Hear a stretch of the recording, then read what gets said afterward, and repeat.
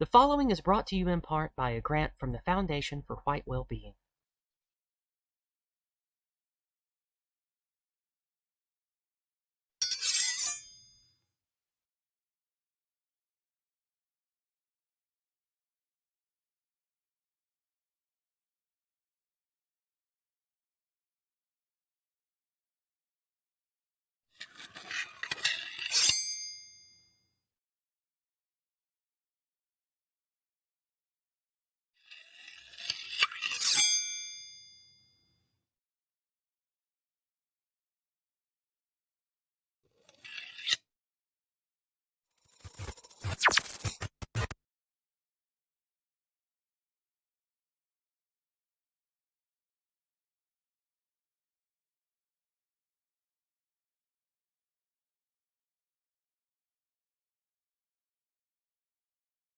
Look into this dark, unforgiving glass eye, the mesh of the microphone. Tell it your deepest thoughts, hopes, fears, and desires. We will take these emotions, turn them, and feed them back to you, for we have goals that your feelings will assist. This is how we rule. From the shadows, playing your emotions like puppet strings, we lead you to destinations that we have prepared, and you willingly oblige, thinking these decisions to be your own. When you do as we wish, we reward you, and when you go against us, we punish you. In a million subtle ways, we influence your supposedly free choice. By this method, we rule over a population convinced that they are the masters of their own destiny. Welcome to the Empire of Lies. Yes, welcome indeed. And I have just gotten a notification from StreamYard right as we started that it is unable to connect with Rumble. So I don't know what happened, but I set everything up correctly like I do every week, and it's just not working. So if you'll give me a moment, I need to fix this, and I'm very upset. So, Chris, if you would, take over for a moment while I try to fix this live on stream. Sure. It seems to be a night of technical difficulties for everyone. It must be the UN or possibly Mossad. Yes, tonight we are going to be talking about the United Nations and specifically the religion that the United Nations is founded upon. Most people, if you sort of ask them, if you ask the man in the street, they would say, well, the United Nations doesn't have a religion, right? The uninformed man on the Clapham omnibus thinks of the United Nations much in the same way they think of the EU. It's good. It's good because peace, and this is partially due to their excellent PR people, but also because of the widely accepted idea that these multilateral institutions have prevented war, which is not really true, actually. In reality, the religion that informs the founders of the UN, and particularly the sort of second turn of the United Nations after it stopped being a sort of solely multilateral negotiation organization after the Second World War, was New Age. Now, many of you, if you are old enough, you may be familiar with New Age, something that seeped into the popular consciousness beginning in the 60s, but way through to the 70s, 80s, and 90s, being fed into people's living rooms through people like Deepak Chopra, Oprah Winfrey, all of these thinkers. But there is a very, very sort of sinister undertone to this cosmic evolution religion. The idea that it all really comes back to sort of one fundamental heresy: the idea that man is God. But it's a very weird form of evolution.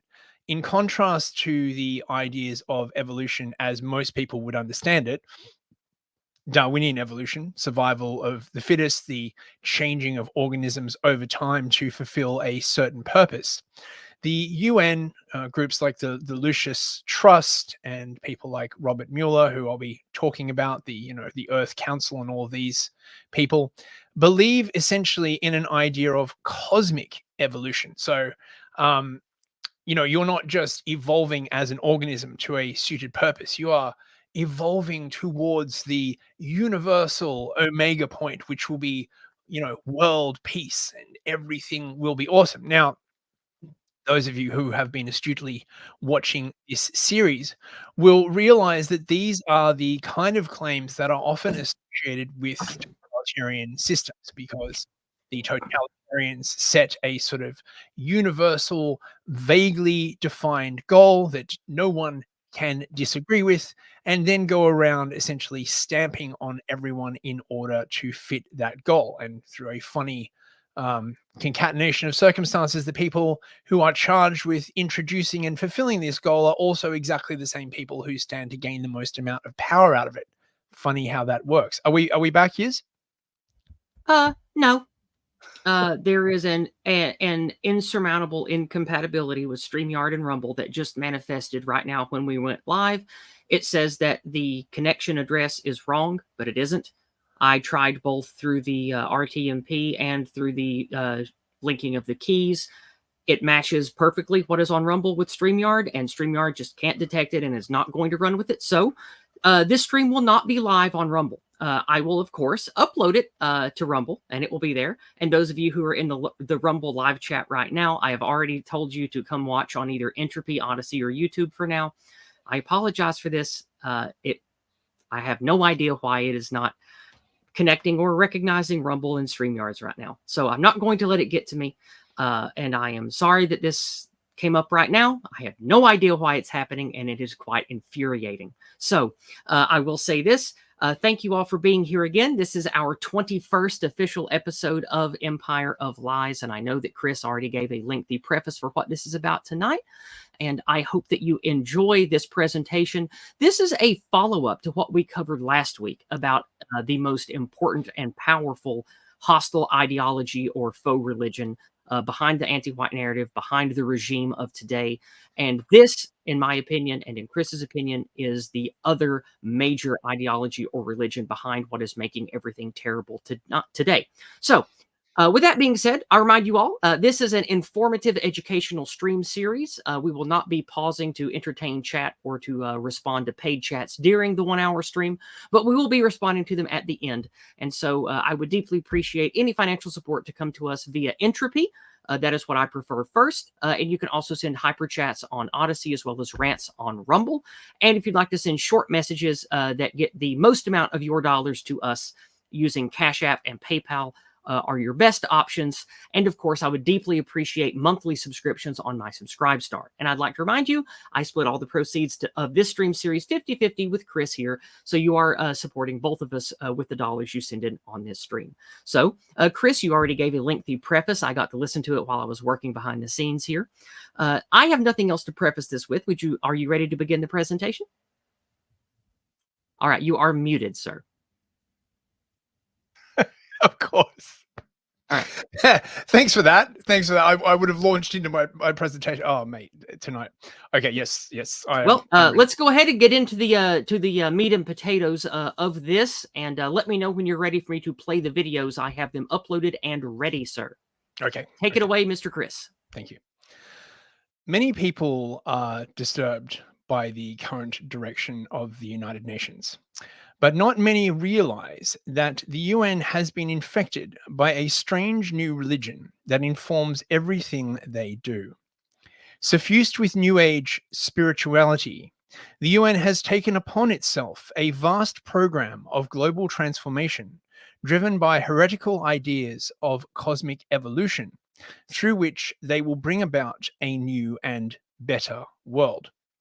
This idea of cosmic evolution is really just a thinly veiled reformulation of Hinduism that states that evolution does not just happen through physical structures, but also to consciousness. Indeed, the goal is an evolution towards cosmic consciousness, which is where every person realizes that they are not just an individual, but part of a family, part of a town, part of a country, part of a nation, part of the earth, and then part of the universe as a whole. How anyone is supposed to undertake any action whatsoever while considering all these different intersectional identities is left unsaid. But I imagine the presumption is that they will have cosmic guardians, or world servants, as these UN people like to refer to themselves, who will tell the little people what they should do in order to advance cosmic consciousness. Yiz, if you could play video number 1, please. Certainly, sir. Coming right up. The concept of trying to measure evolution through genetics is a total false misunderstanding. The whole thing was wrong, and that's not where evolution comes from. Organism A, we said, was a bacterium. I said, what does it do? It proliferates and makes a colony of bacteria. Then I say, what does that do? Well, that forms a biofilm where they all get together and control their world by putting a membrane around it. They evolve to a differentiated community, which is called the amoeba. Then I said, what did the amoeba do? So that starts to go together and goes to the next level, which becomes the human, which is a multicellular community. I said, well, we look at the spiral this way, and I go, that's really interesting, but if you look at the spiral from the side, it looks this way. Every rung of the spiral is a jump in an evolutionary awareness by the mechanism of community. Every turn of the spiral is the evolution of the individuals that ultimately create the community. So the first rung of the ladder was the bacterium. Then communities of bacteria came and formed amoebas. And then amoebas came together, and 50 trillion of them formed us. And guess what? We maximized in the 500 million years the conscious capability and mental capabilities of our nervous system. Then what when the human maximizes intelligence? Oh, it comes together in simple communities. Then it comes together in integrated communities. And then when it finally completes the next rung of the ladder, it organizes itself in a multicellular community called humanity. We are here at the turning point. Whether we decide as humans we want to make the superorganism called humanity, or we just want to let the thing die out, what we need is the awareness and consciousness and the massive intelligence that when you get 7 billion humans to come together in one organism, with that maximum intelligence, there's going to be an emergence of new consciousness, a new awareness of nothing that you can tell me today what's going to happen tomorrow. Now, Well, then, what about that? can we? I already Smolin? put Lysenko genetics in chat. Let's in Smolin. Now, you might laugh at a presentation like this. Indeed, this kind of spunk waffle was all over TVs during the 80s and 90s through daytime talk shows. But these are the kinds of people that formulated and run the United Nations. The cosmic evolution being pushed by the UN and the new thought types is both patently ridiculous and also highly pernicious. Human beings are not amoeba, as if that needed to be said, and although single-celled organisms may cluster together for mutual benefit, this clustering is driven by competition. In fact, this idea is arguably more of a defense of nationalism, of a group of similar organisms clustering together for mutual defense, rather than an argument for universal human brotherhood. This idea is lifted wholesale from Hinduism. Hang on a second, just let me, here we go. Which came into vogue during the 60s New Age movement and was infiltrated into Western consciousness through the New Thought movement that followed it, which comprised people such as Deepak Chopra and others who were given a massive platform by people such as Oprah Winfrey. It seems, upon looking back, that this was not an accident, as it aligns so closely with the UN cosmic consciousness goals. There is much in Hinduism that would be useful to a global totalitarian state. The idea of reincarnation, that everyone is where they are because of actions in a previous life. The idea of karma, that the highest goal in life is peace, whatever that means in practice, it seems to mean giving up all self-determination to a global government body. The idea of meditation and reflection rather than action, as well as a curious Lysenkoist idea of nature, that everything cooperates in nature in a form of universal harmony. Clearly, these people have not seen real nature. I grew up on a farm, so I know that's BS. Exactly. It has been noted that many of these ideas have logical upshots that are not readily apparent to the New Age Westerners that espouse them. For example, if transmigration or reincarnation is real, then there is no way out of the cycle of existence. This leads into some ideas in Buddhism as well. This flows very easily into Gnosticism. After all, who or what is keeping us bound to this earth under such a conception? Is it the demiurge? Are we really ruled by an evil force which makes us come around again and again? It has been noted that Hindu societies, in contrast to the rosy view held by New Age Westerners, can be very cruel, listless, highly stratified with castes, and highly unequal, with the logic being that if you are born in a lower caste, you deserve to be there because of actions you undertook in a previous life, and that the only way to ascend is to serve faithfully and try and gain more karma. Yiz, video number 2, please. Coming right up. The University for Peace, which was created by the United Nations General Assembly in 1980, sponsored an international conference on the transformation of global consciousness necessary to halt the destruction of the Earth's ecosystems. This is the first time that humanity is coming close to a new millennium with a total knowledge of our planetary home and of humanity. 1,000 years ago, we didn't even know that the planet was round, and we had no idea how many people lived on it. This time, we know our home. Unfortunately, the political and the social and moral sciences have not followed. Science went ahead, the world is being transformed, the world population doubles in a short period of time, consumption doubles, triples, and so on. The world is being modified. And politically and socially and from all the social sciences, this has not been taken into account. We still live in a system of national political sovereignty. We have no world psychological science. We have no world anthropology. We have no world sociology. We have no global education. As we increase our scientific knowledge of the world, the time will soon come where we have to ask ourselves the question, well, so what? What is next? And the religions have known this before scientific success and material success, because they tried immediately to understand what was the cosmos all about. And if the religions can get together and agree on new commandments for the world, they will have made an immense progress. For example, if all the religions say, thou shalt not kill, not even in the name of a nation or a religion, then the political man will have to listen.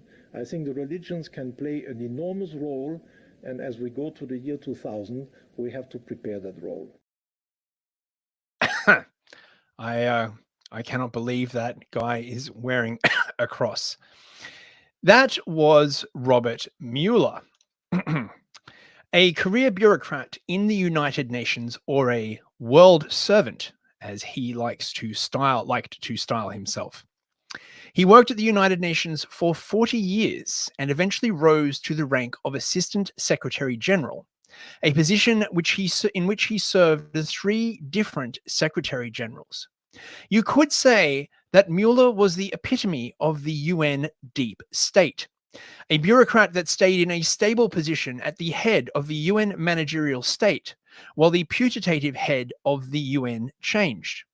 He was also a big driver of the global New Age movement, which found expression in the United Nations.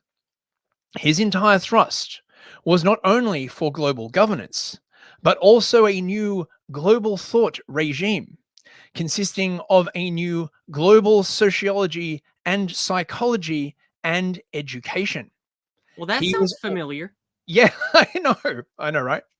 He was also the founder of what came to be known as the Common Core curriculum that has done so much damage to the US education system, and which is the forerunner of the current social and emotional learning system that is being currently embedded in the US. Mueller is what Irenaeus would have called a heretic of the most pernicious kind. Not content with corrupting the Christian world with general New Age claptrap, he went so far as to rewrite the book of Genesis into a Tower of Babel horror, with the United Nations as the central creation of God. And I'm just going Now, to read this. I would like to preface this by warning some of you. This is going to make many of our listeners very angry. Yes, this is extremely, So, extremely blasphemous. so And focus yourselves and sack up, because this is rough to get through. so this is from one of his books. At this point, I looked up from the text and seized a copy of a book I had written many years ago in the last century, when I was a young world servant, he thinks very much of himself, of the United Nations, entitled New Genesis, Shaping a Global Spirituality. And I read the following text of mine. And God saw that all the nations of the earth, black and white, poor and rich, from north and south, from east and west, and of all creeds, were sending their emissaries to a tall glass house on the shores of the river of the rising sun on the island of Manhattan, to study together, to think together, and to care together for the world and all its people. And God said, that is good. And it was the first day of the new era of the earth. And God saw that soldiers of peace, were separating the combatants of quarreling nations, that differences were being resolved by negotiation and reason instead of arms, and that the leaders of nations were seeing each other, talking to each other, and joining their hearts, minds, souls, and strength for the benefit of all humanity. And God said, that is good. And it was the second day of the planet of peace. Oh. And God saw that humans were loving the entire creation, the stars and the sun, the day and the night, the air and the oceans, the earth and the waters, the fishes and the fowl, the flowers and the herbs, and all their human brethren and sisterin. And God said, that is good. And it was the third day of the planet of happiness. And God saw that humans were suppressing hunger, disease, ignorance, and suffering all over the globe, providing each human person with a decent, conscious, and happy life, and reducing the greed, the power, and the wealth of the few. And he said, that is good. And it was the fourth day of the planet of justice. And God saw that humans were living in harmony with their planet and in peace with one another, wisely managing their resources, avoiding waste, curbing excesses, replacing hatred with love, greed with contentment, arrogance with humility, division with cooperation, and mistrust with understanding. And he said, that is good. And it was the sixth day of the golden planet. And God saw that men were destroying their arms, bombs, missiles, warships, and warplanes, dismantling their bases and disbanding their armies, keeping only policemen of peace to protect the good from the bad and the normal from the mad. And God said, that is good. And it was the sixth day of the planet of reason. And God saw humans restore God and the human person as the Alpha and Omega, reducing institutions, beliefs, politics, governments, and all man-made entities to mere servants of God and the people. And he saw them adopt as their supreme law, quote, you shall love the Lord your God with all your heart, all your soul, all your mind, and all your strength. You shall love your neighbor as yourself. There is no greater commandment than these. And God said, that is good. And it was the seventh day of the planet of God. I let the book rest on my lap and looked around me at the magnificent divine nature of the sacred mountain and addressed these words of thanks to God. Thank you, dear Lord, for having fulfilled my dream. And I seized my harmonica and played upon it the Ode to Joy by Beethoven, which is the EU national anthem, in case you were not aware. Now, this is this is a great summary of really everything to do with the United Nations. Flowery sounding words, great panaceas of peace, understanding, and harmony, without any details of how this is supposed to come about on the ground. We are merely supposed to evolve. There will be no armies except for the United Nations, which will have police of peace. I mean, and I'm sure, of course, the United Nations will be very, very correct and firm in who it is they police and what thoughts and tendencies they wish to banish. Since we're doing video clips tonight, even though I was quiet while you read that, this is really what was going on in my head.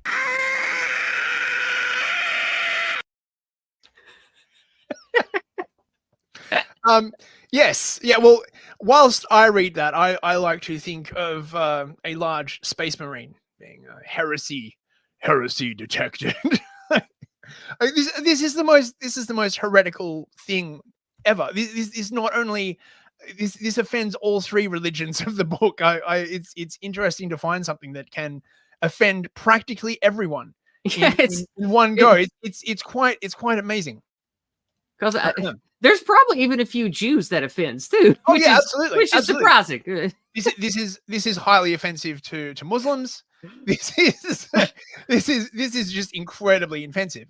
And this is the guy, along with a number of other people like Alice Bailey and the Lucis Trust and all the sort of theosophists, that was sort of shaping the religious beliefs of the United Nations. And again, if you asked most people what religion does the United Nations follow, they would probably say the United Nations is not a religious organization. Haha, phooey. You are you are very, very wrong.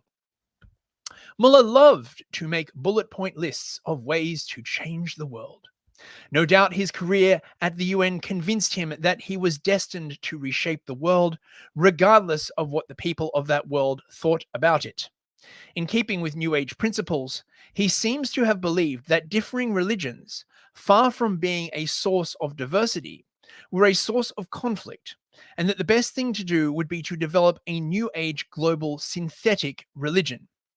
The bullet points are what would eventually become the UN Sustainable Development Goals, which are currently being thrust upon the global population without consent or consultation. So this is one of his things. I believe this is from coming up to the year 2000. He wrote 2,000 ideas for the year 2000. He was clearly a very prolific mind dribbler.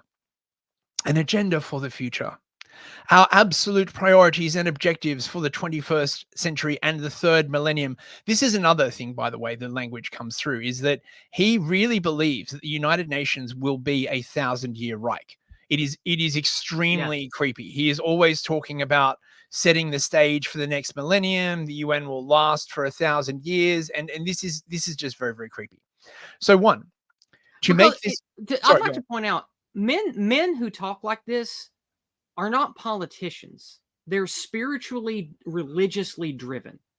Like, I am sure that this man, Robert Mueller, and the people like him, that the ones that believe in the EU and they think that this ideological thing is going to unite the world and bring about 1,000 years of peace and all this, like, this is pure cult-like religious fervor. Like, this has nothing to do with the realm of logic and science. Not at all.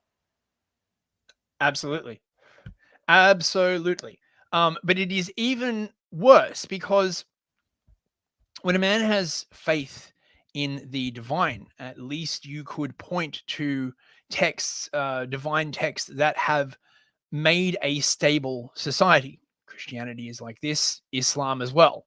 Talmud not so much. But both Christianity and Islam have made stable societies that have lasted for hundreds of years. And you could make an argument that this is one of the reasons why these texts are so revered. To simply pull this stuff out of your butt or channel it from some kind of dark source. It wouldn't surprise me if this guy was like into channeling, given the kind of stuff that he says, is extremely dangerous. So this is one of his lists. 1, to make the planet a paradise. For whom? 2, to eradicate from it all the poverty, miseries, and errors engendered by power, greed, and egotism. Yeah, I'm sure that's going to happen any day now. 3, to make out of all humans one family. That is extremely sinister. 4, to create a new social, political world order for the centuries to come. 5, to attain a life of fulfillment and happiness for all humans. 6, to achieve a human family in harmony with the earth and the heavens. And 7, to be the ultimate cosmic success of the universe and God. No dream is too big. See the world with global eyes. Love the world with a global heart. Understand the world with a global mind, and merge with the world through a global spirit. Woof. Ugh. Ugh. I mean, there's more. There's more. It's like this is like the lefty fart bag religious version of like melting pot white erasure. Like it's disgusting.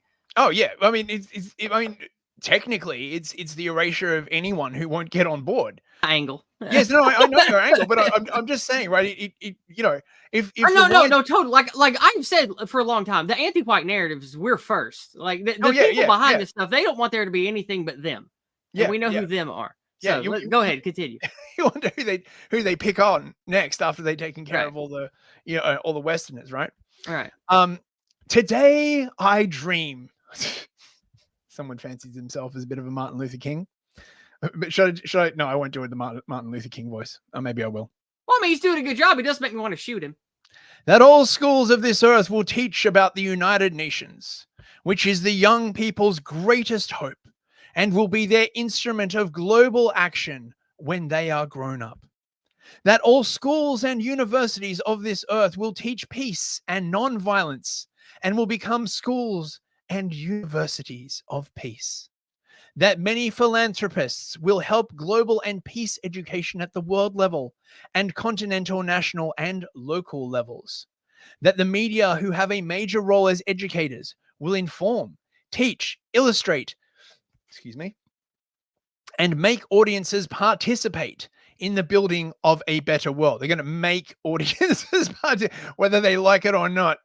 In particular, it is imperative that they inform the public of the world information, achievements, and constructive work of the United Nations. That the film industry will produce noble, inspiring films devoted to the great visionaries, prophets, and artisans of peace, past and present.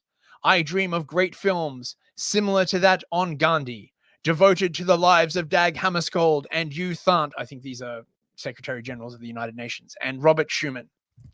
I dream of growing numbers of international schools and international universities in the specialized fields of the United Nations agencies and world programs, following the example of the World Maritime University in Malmö, Sweden. Yeah, how's Malmö, Sweden doing now?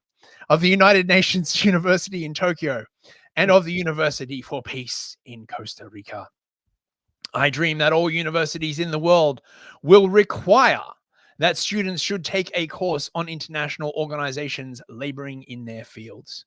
I dream that UNESCO will study and recommend by the year 2000 a world core curriculum for adoption by all nations. Yes, he got his wish for that one. I hope that all books,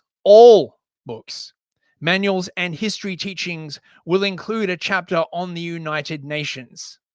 I hope that all social and political sciences will follow the example of the exact sciences and become global.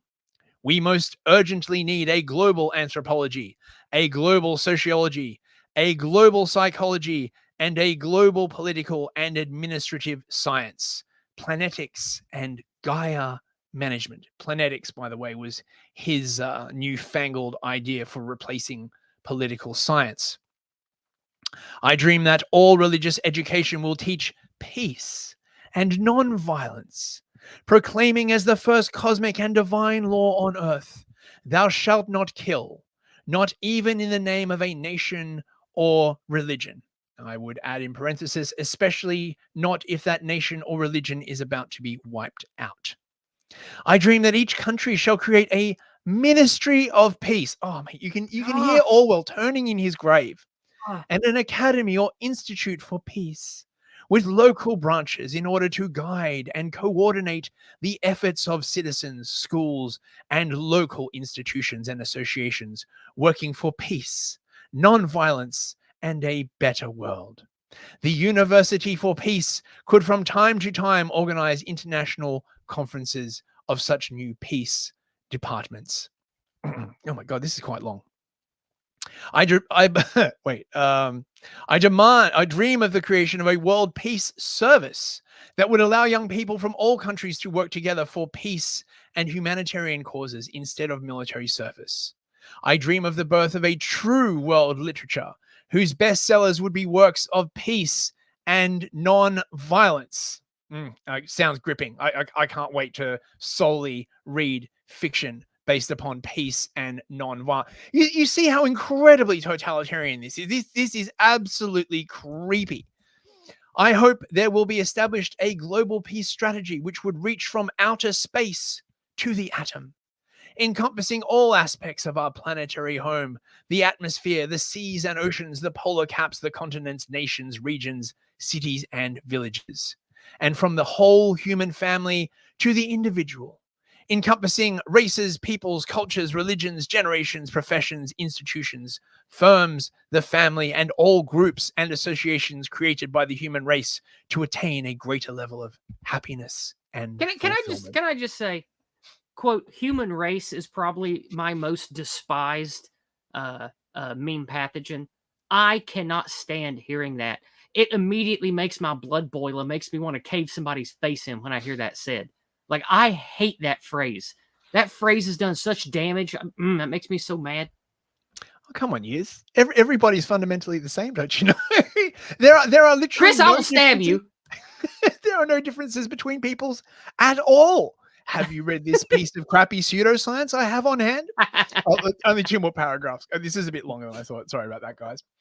I pray that all human beings of this earth become instruments of peace, thus fulfilling the cosmic function deeply engraved in each of us, and for which we were born and allowed to live temporarily on this beautiful planet in the vast universe and eternal stream of time. The peace of the world is the sum total of the peace of all individuals. I dream that the United Nations flag and the United Nations hymn will spread worldwide, and that 24th of October, anniversary of the birth of the United Nations, will be celebrated in all countries, as is recommended by the General Assembly. Woof. In addition to the new Genesis, there is also a new set of commandments dreamt up by Maurice Strong and Mikhail Gorbachev. Yes, that's a real vomit-inducing episode.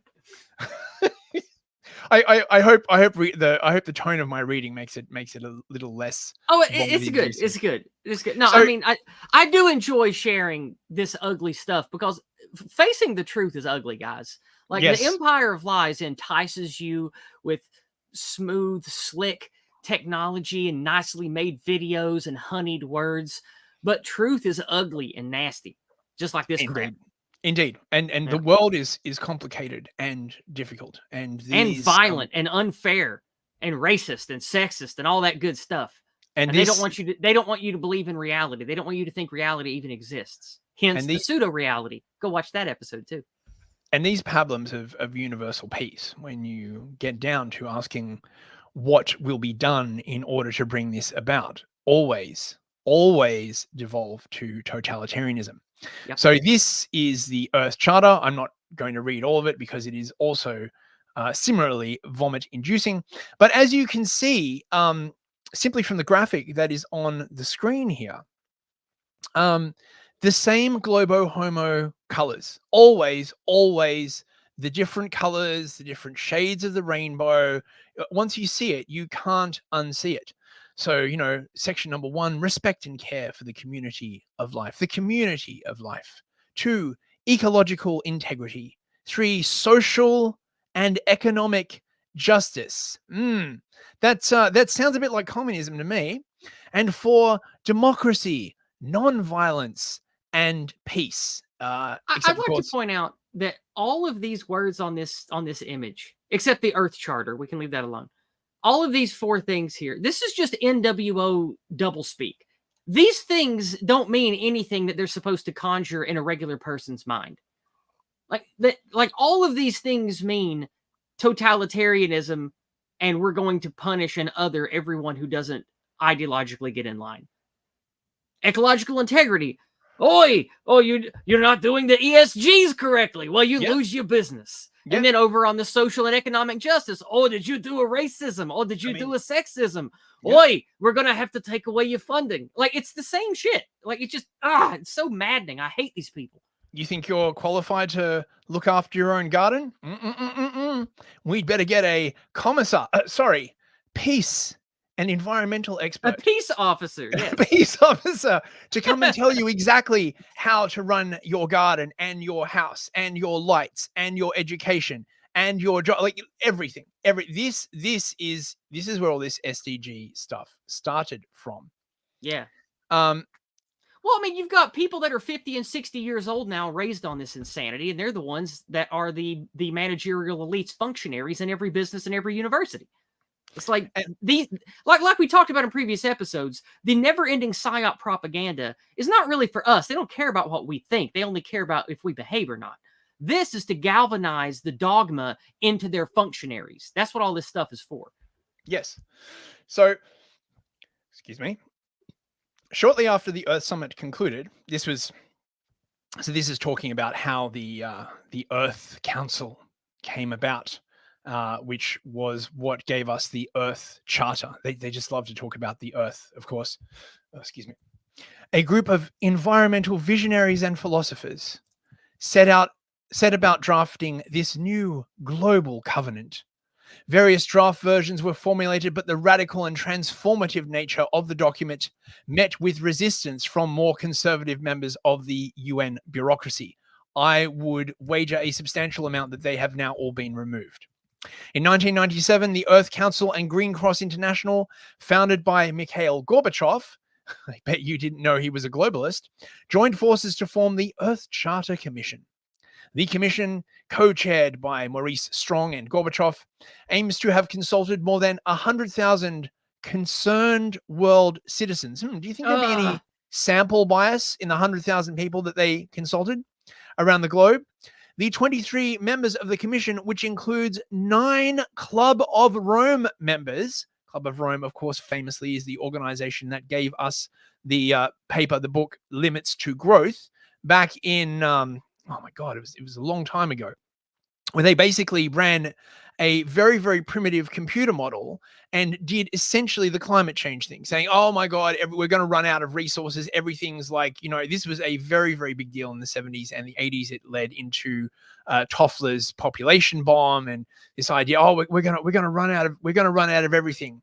Guys, our crappy computer model said it. Now, after COVID, I presume everyone is aware of the danger of trying to replicate through computer models complex dynamic systems in which just a small amount of difference in the way it is set up can give you incredibly different results.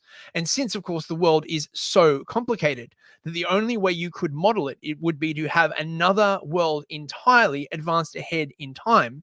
This is why you can't predict the weather. This is known as sensitive dependence upon initial conditions and is why you cannot predict complex or fluid dynamic or bifurcating systems. It's also why 90% of all the computer engineers that work on AI, they're just being paid to try to make AI not racist. I wish they'd let AI be racist. I'm sure it'd be very, very funny.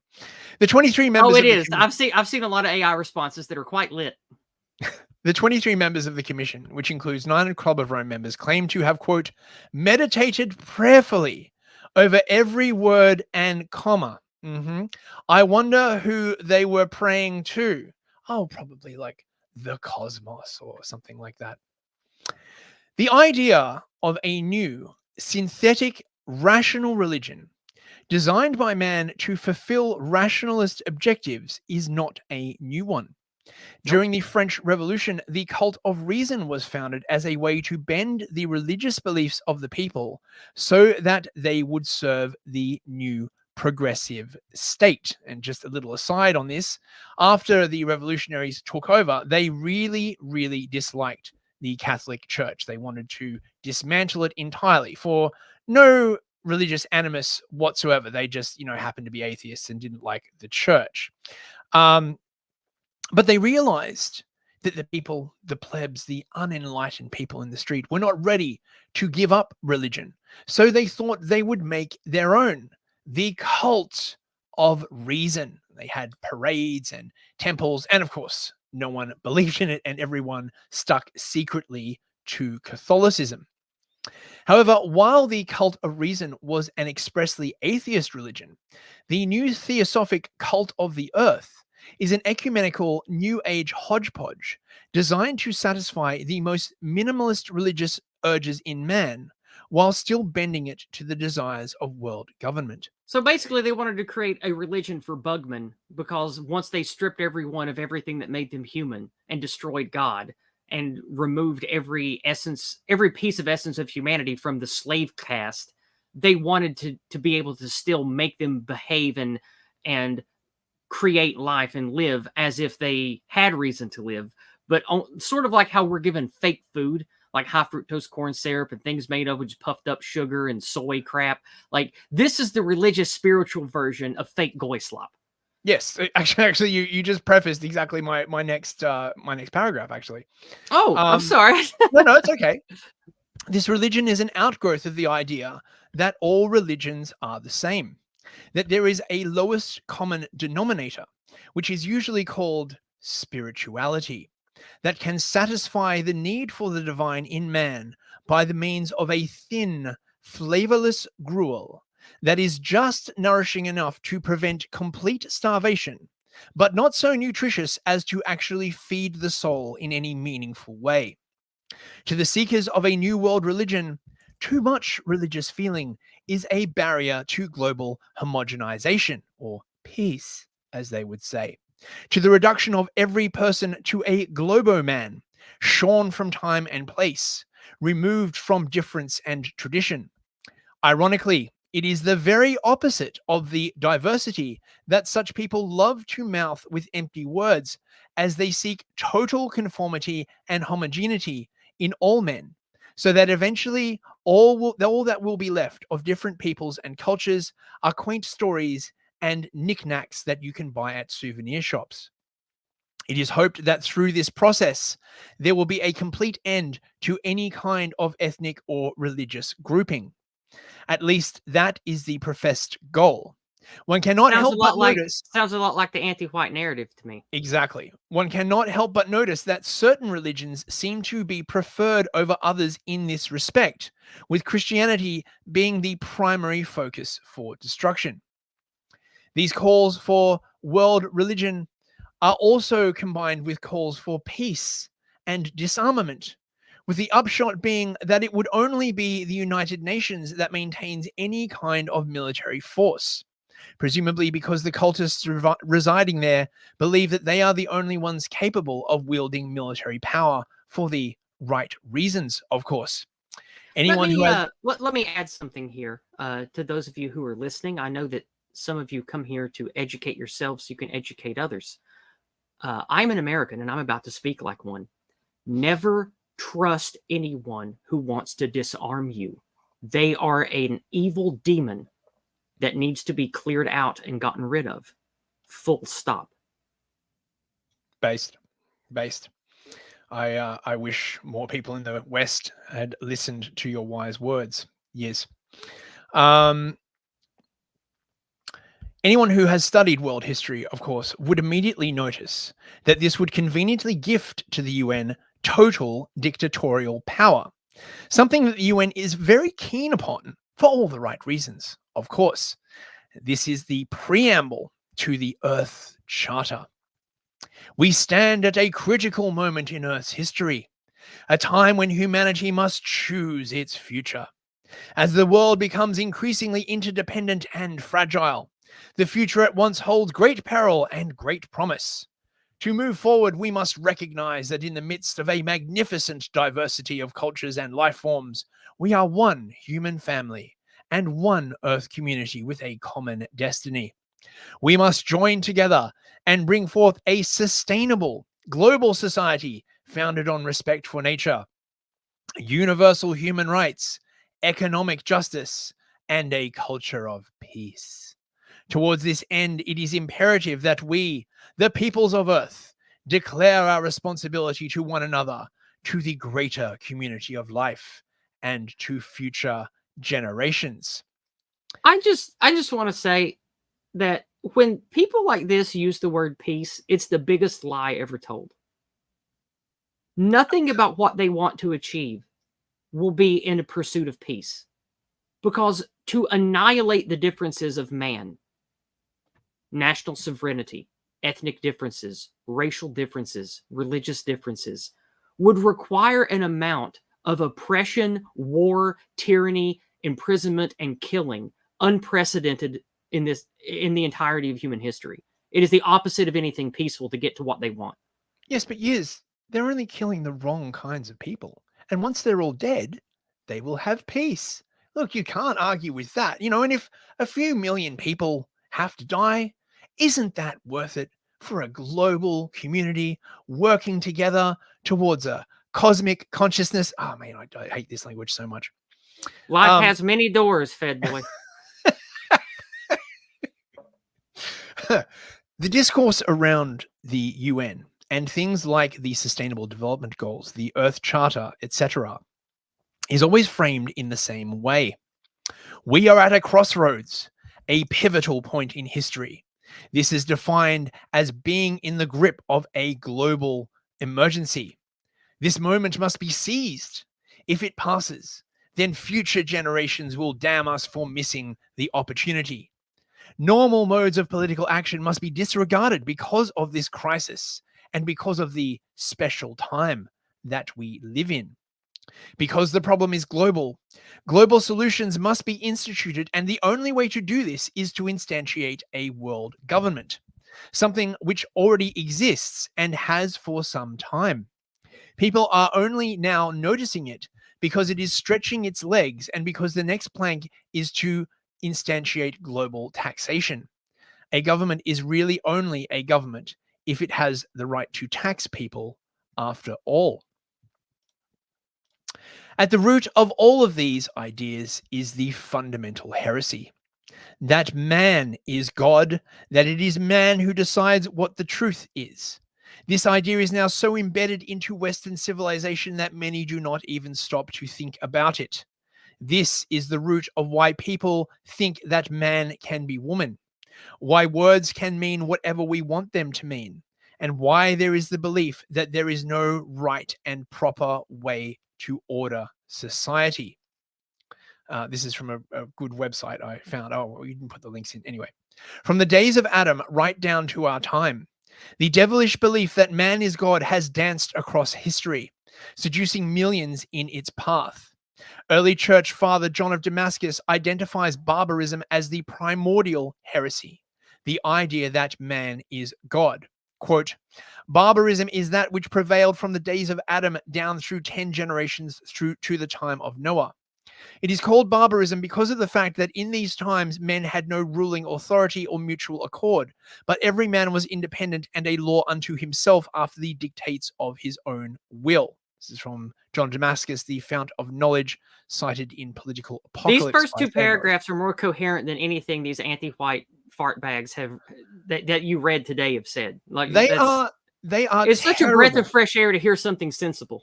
After hearing all that stuff. They are terrible writers, and I legit believe that a lot of this stuff may have in fact been channeled. And that is very, very ungood.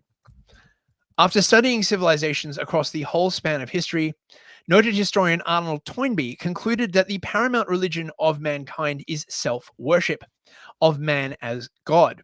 Talbrook concurs, noting that historically there has always been an exoteric polytheism, pantheism for the general masses, and a high-level esoteric adviatic monism for the higher initiates.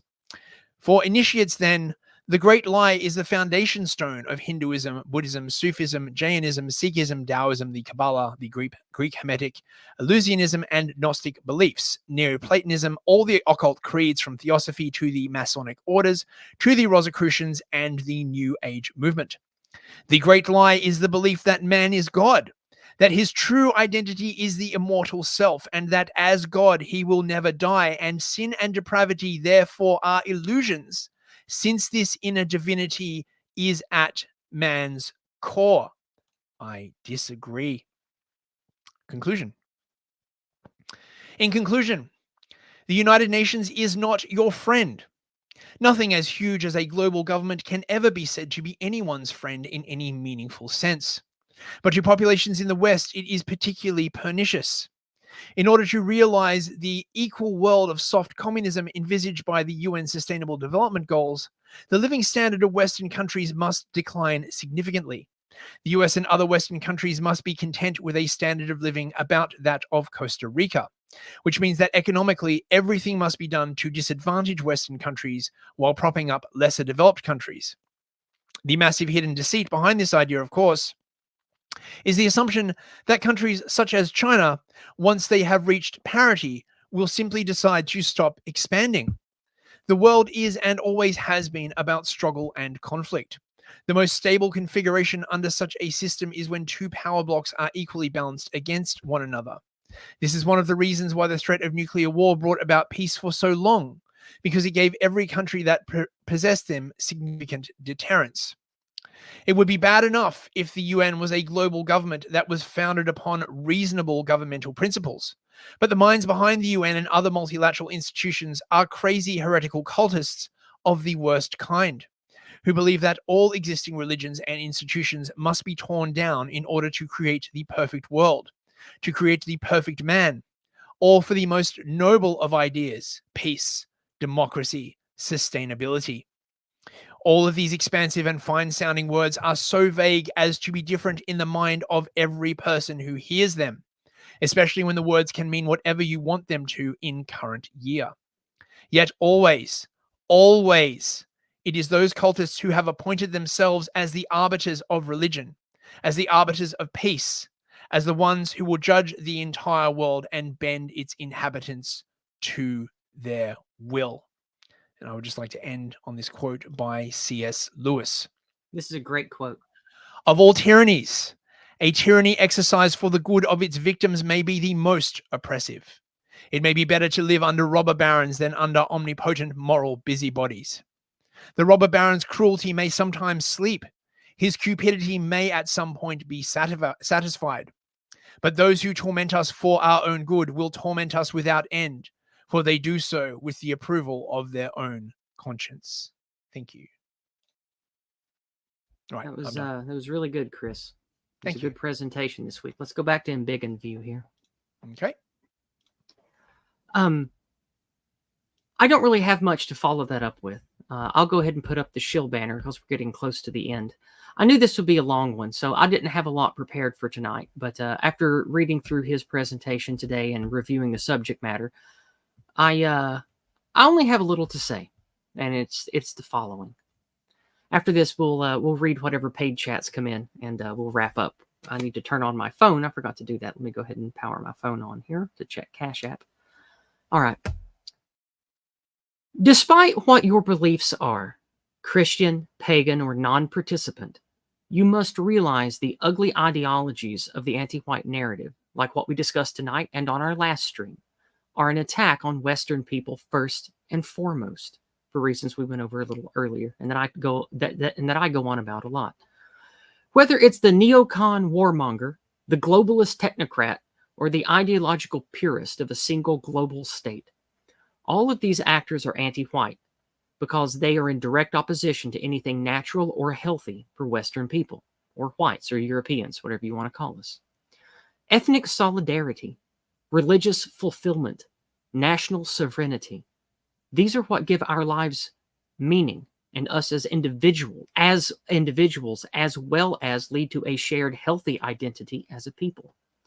The bedrock of our civilization is a fusion of our biospiritual, social, and ethical values that have been elevated, distilled, and harmonized with the logos of Christianity, Christendom. And that is why this religion and this race has been subverted first on the sacrificial altar for this sick, evil faux religion. Both the faux religion we covered last week, both the faux religion we covered this week, the New Age evolution and the heresy of man as God, as well as the sinister Kabbalah-based Marxism we covered last week, these want Western man to be deracinated, godless, and broken. They are anti-white ideologies which view both Christianity and our race, the white race, the European race, as one and the same, their enemy. You, listening to this right now, if you're white, Christian, or support Western civilization, even if you're not white or Christian, you too will be the enemy of this evil regime. If you think white people or Western countries or Christianity are decent or just shouldn't be eradicated, then you are not anti-white enough to please this regime, and you will be their enemy. They will attempt to shame you, intimidate you, gaslight you. They will manipulate you into trying to serve one tentacle of the anti-white kraken. My goal with this series, as it is with all of my work, is to inspire you to be wise about the world we live in, the existential war we've been born into, in hopes that you will take productive actions to build a future for Western people. Take the knowledge you gain from this series and apply it constructively in your life. Seek out others of similar beliefs, ethnos, and passions. Build with them to create a strong community resistant to the kraken's evil tentacles that will try to slip in. Raise wise, strong children who will defeat this beast and lead our people to redemption and glory. I will end tonight with a quote from one of my favorite men of American history, Andrew Jackson. I weep for the liberty of my country when I see at this early day of its successful experiment that corruption has been imputed to many members of the House of Representatives, and the rights of the people have been bartered away for promise of office. From the earliest ages of history to the present day, there have never been millions of people associated in one political body who enjoyed so much freedom and happiness as the people of these United States. You have no longer any cause to fear danger from abroad, but from within. It is from within you, from within us, from cupidity, from corruption, from disappointed ambition, and inordinate thirst for power. That is the danger that we face. Man, that's a great quote. That was a great presentation. Thank you, Yiz. Man, Andrew Jackson's awesome. Like he's awesome. I would just like to say something about that quote from Jackson. Sure. One of the other sort of heresies that I see around a lot as part of the boomer truth regime is the idea of the externality of evil, that evil is out there, that it is something that can be defeated, particularly by military force. This is the way the boomer truth regime looks at the mid-century Germans, for example, right? We went across to Germany, we fought and defeated evil, and thus we are can no longer be evil ourselves. We have defeated it. Evil, as Solzhenitsyn said, runs through the heart of every man.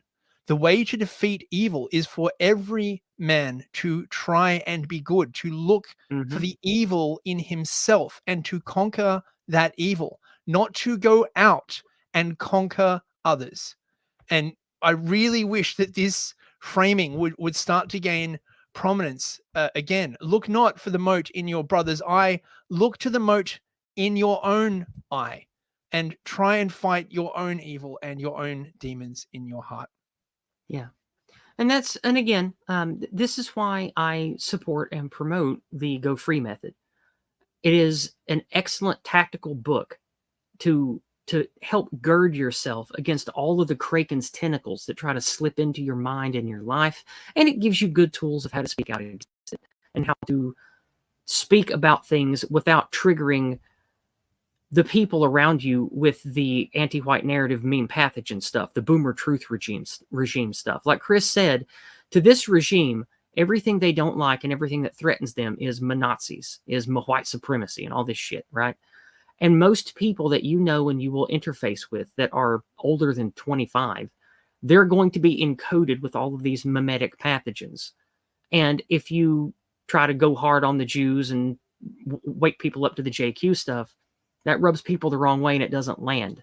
Like, despite it all being true, usually, despite those talking points being correct, it's just not the right way to reach people in your life to get them to actually cogitate on the things you want them to think and focus on.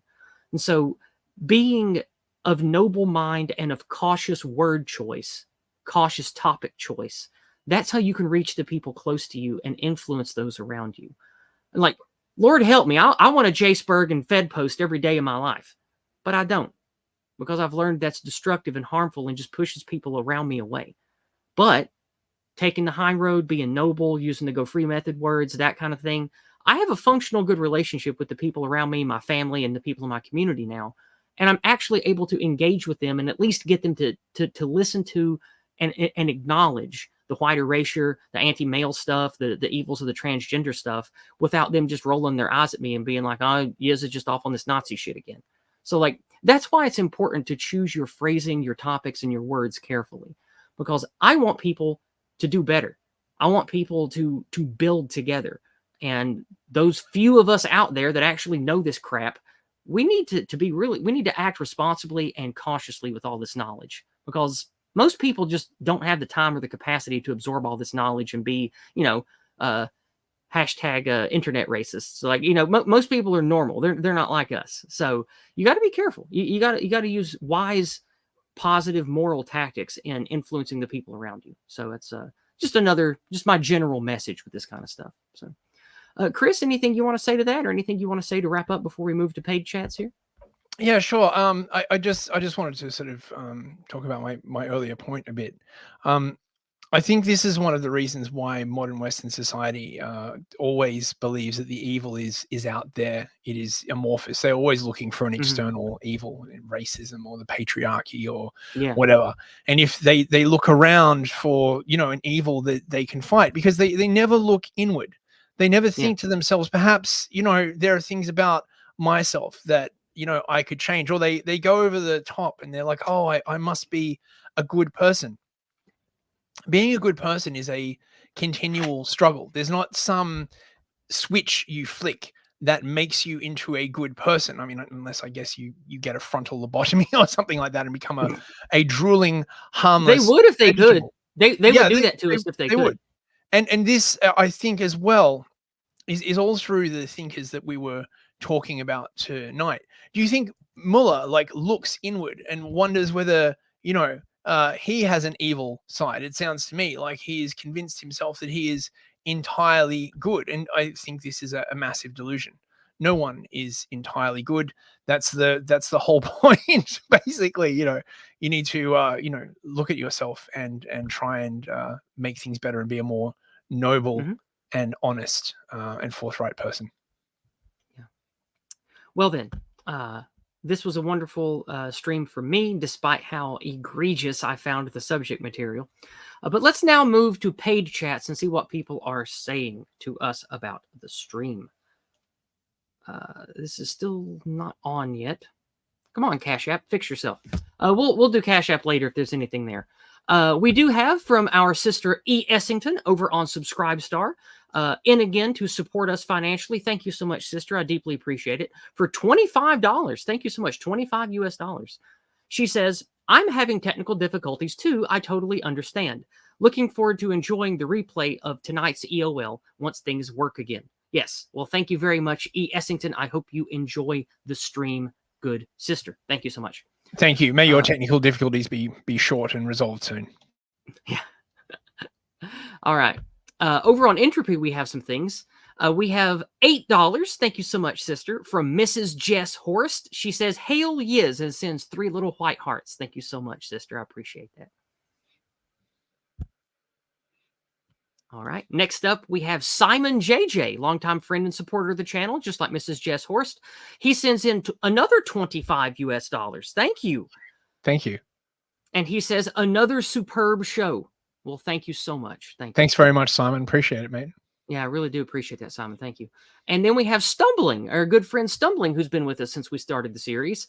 Stumbling sends in another $10 US. And he says, "As I have learned from our friend Academic Agent, the organized minority always defeats the disorganized majority. We must resist organizations like the UN, but how should we organize ourselves into an effective force without becoming stifled by bureaucracy too?" Would you like to answer that first, or would you like me to? Yes, I think actually that organized religion is probably the best way to go about it. It's not perfect. The family obviously as well, but a lot of people live in places there where the sort of family in the town no longer exists, and for those people, I would say that organized religion is probably your best bet. A lot of these people, they And if hold you don't the like Christianity and it's not for you, I highly recommend looking for an Asatru chapter.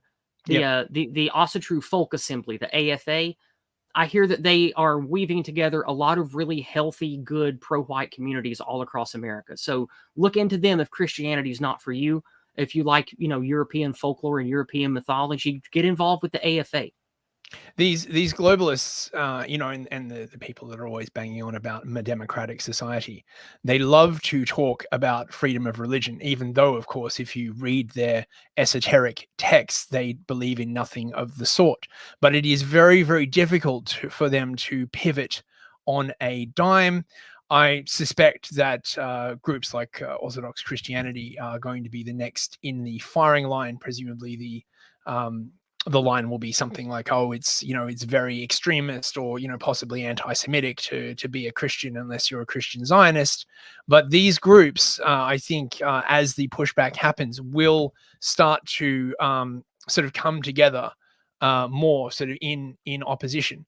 There are a lot of religions that kind of thrive a bit under a bit of repression, to be honest, because it gives them something to struggle against, and it gives them a much clearer idea of the values that they are opposed to. If you look at the 90s and the early 2000s, a very, very notable feature of that period, at least for me, was that nothing was really good and nothing was really evil. It was it was hard to see where everything was, and now it's become so easy to see where the evil lies that it's much easier to organize in opposition to it, because you're not in this sort of in between place where is Well, this good, is this evil? That's a good answer to Stumbling. I have a different answer for Stumbling. You guys know, like, this is in response to the question, we must resist organizations like the UN, et cetera, et cetera. How should we organize ourselves without being stifled by bureaucracy? Here's the thing. I probably can say with assurance, no one listening to this right now, and no one that we know, is going to wield real power. We don't. So what can we do? I talk about this a lot in my morning walk series. I talk about this when I stream with others. The reason why I recommend you take the high road and speak to others around you, it's not because I believe we're going to wake up the masses and we're going to take back our country. No, I'm not like that. I believe in elite theory 100%. The reason why I recommend that the plebs who listen to me act that way is we need community and unity for whites to survive as a race. I don't care about the government. I don't care about what socioeconomic system we live under. I don't care if the US dollar tanks or not. I want the race, the beautiful, wonderful European race, to survive. And we are not going to survive if we're all these atomized little individuals cast to the wind. The more stronger, insular, healthy communities we make, I don't care if they're Christian or Muslim. I don't care if they're Asatru or atheist. I want healthy white people working together who love each other and build strong communities that keep the anti-white shit out. That's why I promote that. That's what most people who listen to me can do. I can sit here and bloviate about elite theory and Jewish power and Zog and all this bullshit all day, like a lot of dissident content creators do. And that means piss all, because the vast majority of people listening have no power and no leverage at all to do anything with any of that knowledge. So this stream series is for parents and educators and people who want to teach others, like as a job or with devotion. This stream series is good mind food for regular people. But the reason why I say keep it simple and keep it pristine and use the Go Free Method stuff with people around you is not just because of culture war stuff. It's because I want you to build the healthiest, largest family, community, and people that and group that you can invest yourself in. I view the more Trumptons that we make, the more Wacos that we make, the more Iranias that we make, the more whatever that we make, like what people are building in Idaho and the Pacific Northwest and all across Europe right now. We are building resistance by building healthy community with white people who love each other first. That's what I want you to do listening to this right now. So that's my response to that is don't fight a bureaucracy. Don't fight a war. Don't fight Sauron.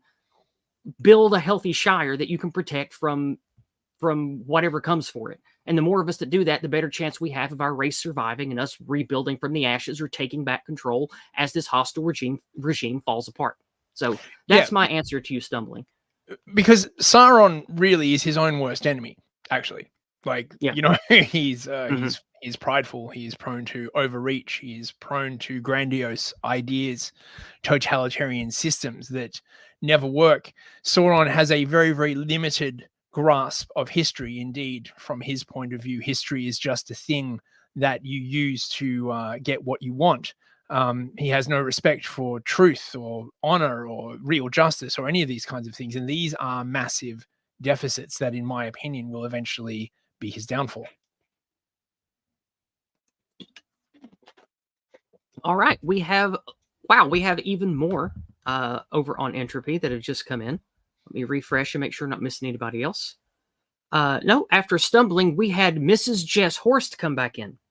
She says, indeed, egregious topic tonight, but great information. Thanks to both of you for the hard work. And she says that, Chris, with $50 US. Oh, thank you so much. I really appreciate that. Thank you. Thank you a lot. I really do appreciate that. It means a lot. I can definitely tell that this is a good series because not only do you guys help share and show up every week to learn, but you guys really give us a lot of money. And I do appreciate that very much. It means the world to me and Chris because this is all we do now. So thank you very, very much. It means so much, but it really does. Like, no joke. It means the world to me. And just as a reminder, you can subscribe to me on Subscribestar for even $1 a month. Like if you want to just, be a monthly supporter and be on my title card and intros and stuff. Speaking of, I've got 2 new ones that we need to add for the slide and the intro for next week. I made a note of that. I need to remember to do that. All right. Let's check over on Cash App now that it's finally working, and then we'll hit PayPal and we'll get out of here. All right. Nothing new showing up on the old Cash App, so we will hit PayPal, and then we will be gone for the week. PayPal, why do you always log me out? It's only been like 2 minutes. All right. Well, no, it's not true. It's been longer than that. I soapboxed a little bit answering Stumbling's question. It's been a little bit. All right. Let's see what we have under activity. All right. Oh, we do have things for tonight. Very good. Very good. All right. We have 2 anonymous donations from real names.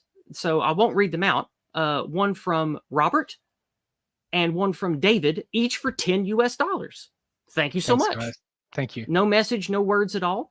And then from our friend Dawn, a longtime friend of the channel and financial supporter and culture warrior. She shares stuff and does a lot of good work with some other ladies in our community. She just sends 2 little hug emojis, one for each of us. Thank you, sister. With her $10. So that's $30 on PayPal tonight. That's good. Thank you so much. Thank you guys very much. Thank you very much. We broke $100 again this week, Chris. That's cool. Nice. Yeah. That's awesome. So thank you guys so much for financially supporting and sharing the channel. And I do apologize about the Rumble mess up. I don't know why that happened. I will get it sorted out and figure out what happened. And I will be uploading the stream to Rumble. So the link will still work. I'll just have to wait until we're done and then upload it into the Rumble stream slot. So it'll be there. Anyway, Please take what you learn from this channel, apply it wisely and constructively to your life, and build the best you, the best family, and the best community that you can. That is how we as plebs, as we white people without power, can fight against this hostile anti-white narrative. I love you. Love yourself. Good night, everybody, and God bless. We'll see you next week. Good night, everyone. Thanks for listening.